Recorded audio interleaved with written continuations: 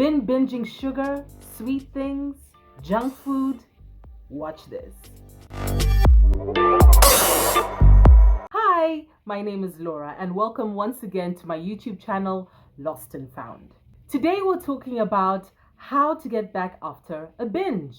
Maybe you've been binge eating because you've come from a party, maybe it was some sort of family gathering, or you went out with friends, or maybe you just got the craving. Well, you want to get back, but how? How do you get back? Let's figure this out.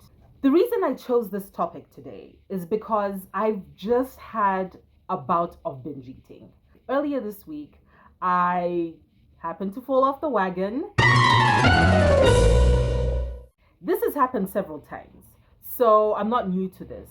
But hey, every single time it happens, it's very, very, very frustrating, especially when you try and get back. So for a lot of people, they struggle to get back or they're not able to and then end up saying, let me try something else. Specifically when, you're in a specific diet or the specific foods you eat and you say, let me drop that and let me try something else. Well, I don't know if it's about the diet, but there's definitely a way you can go back, whether it means changing habits or sticking to old habits that had helped in the past. And we're going to get into that. So in personal experience, what started my binge? Well, a few days ago, I happened to, first of all, undereat earlier in the week. I wasn't eating enough. I thought I had, but I didn't plan my day properly. So I ended the day without eating as much. So usually when that happens, I try and eat as much as I can to get as close to the calories I should get. But I didn't. And so the next day I woke up and I said, you know what? I'm craving everything I haven't been craving for the last few weeks. So I went hard. I had ice cream, I had cake, I had chocolate, and it doesn't help that I actually run a cookie business. So I have a lot of options in my house, all kinds of flavors of the worst or maybe best things. And so I went for it. I ate and I ate and I ate. I think one of the reasons, yes, was I underate the day before, but also I think I was really tired. I can't speak for anyone else, but usually when I'm very tired, I tend to crave sugar. It's all I could think about. I'm like, I'm struggling to get up. My energy levels were low. I didn't feel like, doing anything, but I wanted to eat. That I felt like doing, and in excess. I think another reason why I binge ate a lot of junk food earlier this week is I was feeling a little bit of stress. There are many things I wanted to do. I felt like I hadn't managed my time well enough.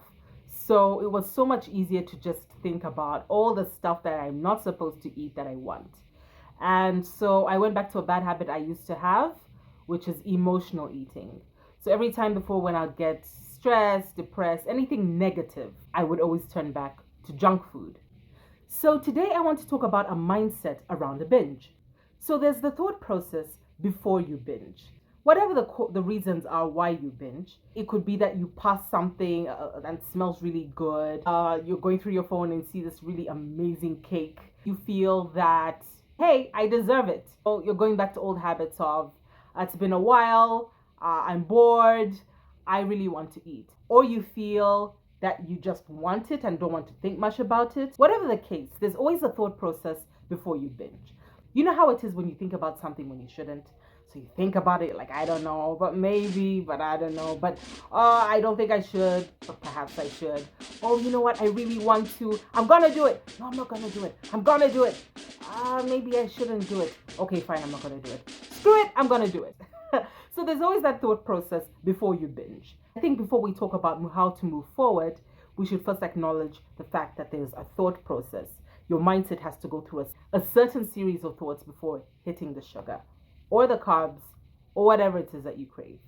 And then when the binge happens, you want it, yeah? Now you've reached the point of accepting the temptation. You're like, you know what?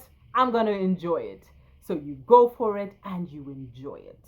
Maybe there's some people who binge eat and they don't really enjoy the food they're eating. I'm not one of those people. I don't know who those people are. All I know is as I'm eating, I'm enjoying it. It's going down. It feels good. On a roller coaster of tastes My taste buds are on fire. My taste buds are happy. I'm happy. Everything is good. As you're binging, during the binge, it's everything you'd ever have expected it to be. Maybe not, maybe you overhyped it in your mind, but it feels so good. And then there's the post binge. There is nothing in this world, or very few things in this world, that are as awful as the post binge. You feel guilty, you feel bloated, you wonder why you did it, you feel frustrated, maybe it messes up your digestive system, you are wondering how you got in that position yet again. I think the worst part about a post binge, or after you've eaten a lot of food that you shouldn't have eaten, is the guilt, the shame that comes with it. You're like, I went through this before. How could I go through this again? How can I feel these feelings? And yet I know what I've been through. I got rid of it, got healthy, ate good food, and here I am feeling as guilty as anything. How could I do this again? And once you go through the guilt, it's not very far from thinking, hey, maybe I should give up. Maybe it was a waste of time trying to eat healthier. Maybe I should just forget the whole thing and hey, just go back to doing what I used to do. At least I wouldn't feel as guilty if it happened again. So once you hit that phase and you realize it's time for you to do something drastic, I'm going to give you 6 steps to get back on track after a post binge. Step 1, let it go and accept it happened. It happened. It happened. You got tempted. You fell back into bad habits. Don't pretend it didn't happen. Don't be like, it was just something small, tiny little setback. It happened. Accept it. Step number 2, stop dwelling on it. It's happened. That's it. You know that whatever you focus your mind on is what it tends to want or where it tends to go. So rather than focus on, oh my gosh, how could I do this again? How could I? Just say, you know what? It happened. It's past. It's history. It happened yesterday. I'm done. That chapter is closed. Step 3, forgive yourself for falling. You're not perfect. Who is? It happens. I'm yet to meet someone who has started on their health journey and said, whoa, it was smooth sailing throughout. I didn't mess up. I didn't make mistakes. It was perfect from the word go, and I've been doing this for years. It happens. You're not perfect. So once you've accepted that this is a part of your past right now, the best thing to do is step 4, create systems or create habits that will help you get back on track. What did you do initially that you can do again? Or what do you need to do differently to make sure that you don't mess up again? So there's so many things that you could do, and I guess everyone's different and everything works for people differently, whether it's writing it down or telling a friend to help you, to remind you, or telling a spouse or family member, or maybe using an app to keep you positive, or listening to music, whatever it is. Make sure that you put a system in place that can help you make sure that you stay on that track. It's really as simple as that. Whatever it is that worked before could work again, or try something different, but make sure that it's tailor-made to you sticking to it. So know what works for you.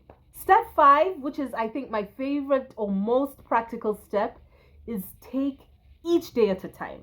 I know it sounds really cliche, but it's so true. Rather than saying, you know what, next week, 3 days from now, tomorrow, think about only today. So when you wake up, you say, what am I going to eat today? How's my day going to go? Only today. What will I prepare today? What am I having for lunch? Today. What am I having for dinner? Today. It has to be a day at a time. If not, you think ahead too much, overplan, and perhaps even crash and burn. So rather than be perfect for the rest of your life, take it only for today. And the 6th step, the very last step, is believe you can do it. Believe it. Tell yourself you can do it. You know why? Because you can do it. You have the power to do it. You don't have to be perfect. Nobody is. But they're very imperfect people who've been able to do this. They've been able to make strides in their health. So all you need to do is tell yourself, I can do this. And remember, we talked about this last week. whatever you need to do to motivate yourself, make sure you're in that place or in that space. I think it's very, very important that you create systems, again, to help you believe it. Tell yourself as you look in the mirror, write it down, I don't know, whatever it is, make sure that you take time to tell yourself that you can do this because you can.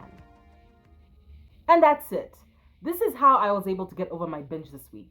So I ate a lot of junk food nonstop for 2 days, but I was able to get back and get on track and focus, and it felt so good. I feel clean inside. It's not the first time I have messed up. I've messed up so many times, but it was definitely a defining moment for me to check on my habits. So I've ensured that I sleep better. I make sure I eat enough so I don't starve. I make sure that I deal with my stress. So now I'm listening to a lot of music and motivational videos, and I'm reading my Bible, keep my mindset right so that I don't mess up again. Thank you so much for watching, and thank you for everyone who's subscribed and like this video. Tell everybody about it. Anyone you know who's on their health journey or weight loss journey, or they just want to know about wellness, tell them to check Lost and Found out. I'm out. Take care. Till next time.